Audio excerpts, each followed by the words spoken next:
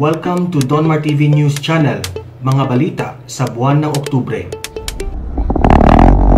Hi mga katropa! Kamusta kayo dyan? Magandang hapon sa inyong lahat. So, meron na naman tayong tanungan with anti-Bobo Man. Oo. Okay, so question number 1. Sa 2022, sino ang gusto mong maging presidente at bakit?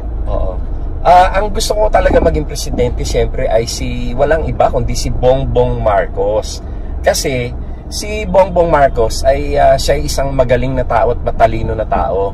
At nakita naman natin sa nagdaan ng mahabang panahon yung lahat ng mga paninira ng mga Aquino at ng mga dilawan against President Marcos and the Marcos family. Lahat yon ay wala. They are all dead, no? Lahat yan ay mga pawang kasinungalingan, puro invento, propaganda. Kaya, God? You mean yung DUD, missile na palpak, gano'n, no? Nakita natin, no? Ngayon, nare-realize na ng mga Pilipino na talaga palang puro black propaganda yung ginawa nila kay President Marcos. Si BBM, napakatalino niya. Nakita nyo pagka tinanong niya na kahit na anong issue tungkol sa batas, tungkol sa gobyerno, tungkol sa pamamahala, sa economy, napakagaling yan. At saka malawak ang kanyang experience sa gobyerno kasi naging congressman siya, naging senador siya, di ba? O naging governor. Kaya malawak ang kanyang experience sa national government. Kaya siya ang gusto kong maging presidente. Ngayon, eto naman kasi si Presidente Duterte, ilang beses na nagsalita na hindi niya pinapayagan si Sara, na si Mayor Inday Sara Duterte na tumakbo bilang presidente. At ayaw na ayaw ni Presidente Duterte na tumakbo si Sara bilang presidente. Sana naman kahit man lang Vice President muna, ay payagan naman niya.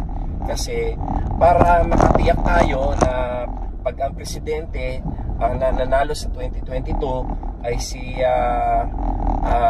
BBM, si Bongbong Marcos, yung ating vice presidente noon naman ay sana ay si Sara para lalong mapaigting ni Inday Sara yung kanyang kaalaman sa gobyerno, no, sa pamamahala, lalo na sa national government. Titrain siya ng husto para pagkatapos ng term ni BBM, siya naman ang magpresidente at yan ay ating talagang susuportahan yan. Sana nga payagan naman siya ni so ang natin Tatay Digong, no? BBM Sara 2020. Sana payagan naman ni ni presidente ni PRRTC Mayor. Kasi ilang beses na siya nagsalita na hindi siya payag na tumakbong presidente si Sara. Siguro naman kung vice president, dahil lesser yung responsibility at saka pressure, baka naman pumayag. At para maihanda na rin ang kandidatura ni Sara para doon sa 2028, no? 22 plus 6 years, 2028. Okay. So meron na tayong president at saka vice president. Kung sa senador naman, sino ang ilang bang senador na natin? 12, no? 12, Halimbawa, sino yung 12 na yun?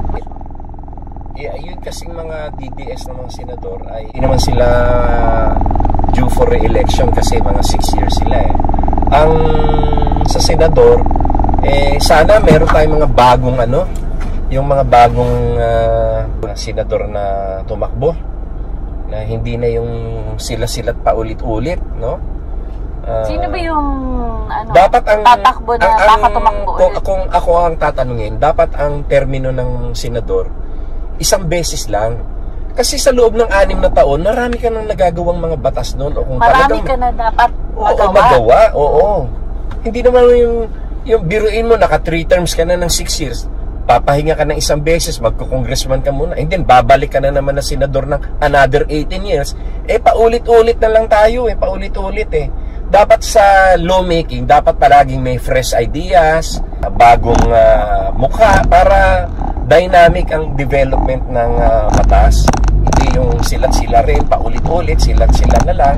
Kung ang presidente nga napapalitan ng... Oo nga hindi ko malaman kung bakit ang president kailangan one term lang, tapos ang senador 3 beses. Tapos magpapahinga ng 1 beses, tatakbo mo ng gobernador o kaya congressman, tapos babalik lang naman na senador. Ano ba yan? Parang ano lang wala na ba tayong ibang taong may kaalaman at katalinuhan? Bakit ganon?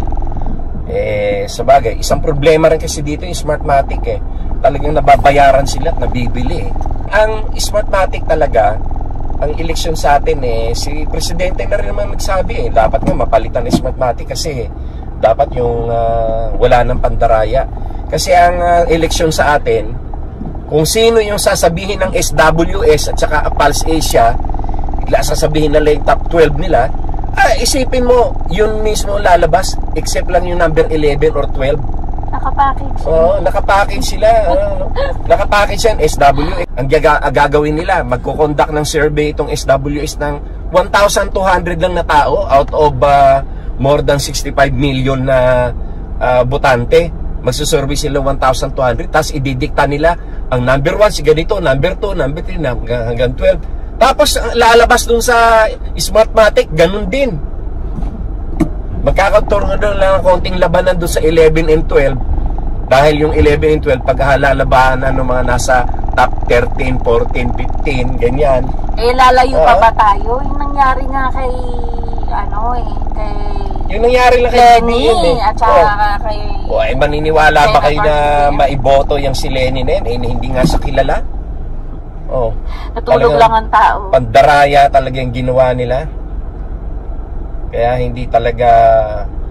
Ako nga iniisip kong tatakbo ng senador, pero kung hindi mapapalitan ng Smartmatic hindi na ako tutuloy dahil kasi wala rin mangyayari. Gagastos lang tayo at mapapagod nung wala rin. Magkakabilihan lang rin ng boto dyan. Sila na lang. Ako. Sila na lang maglukuhan sa sarili nila.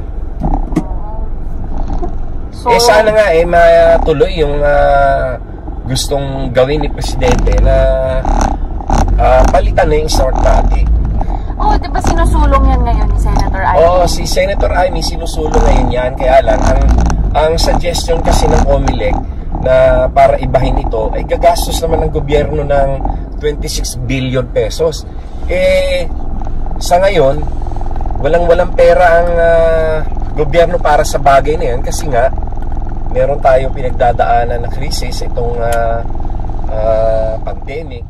Sabi mo sa kanila, don't forget to follow. Ay, naka-record na ba yan? Oo. Hi! Don't forget to follow, subscribe, and share yung aking YouTube channel, no? At marami kayong mapapanood dyan ng mga magagandang mga usapan, no? So kagagaling ko lang mag-grocery. Nag-grocery ako sa bumili ako ng strawberry. Grocery kasi bumalik ka ng strawberry. Oo.